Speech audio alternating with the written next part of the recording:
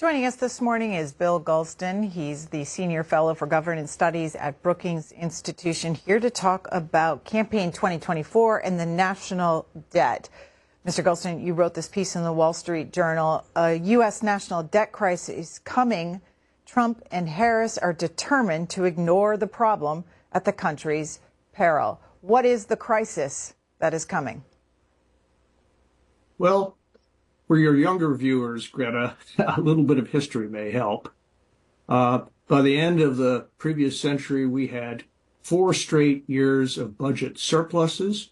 We were actually paying down the national debt, which stood at about 1/3 of our gross domestic product. Since then, we've been piling up deficits and debt annually. We have added $25 trillion to the national debt over the past 2 decades. And in the next decade alone, we're on track to add another 22 trillion for a grand total of $50 trillion. And that's not free money because we have to pay interest on it. And by the end of the next 10 years, the interest payments on the national debt will be almost twice what we're spending on national defense, on domestic programs, and we'll be, in effect, borrowing money to pay interest on the debt.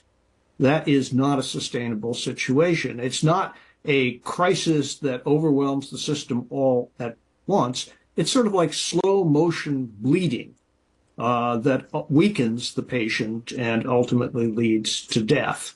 It's very difficult to make this a front burner issue, but at some point we're going to have to start talking about it.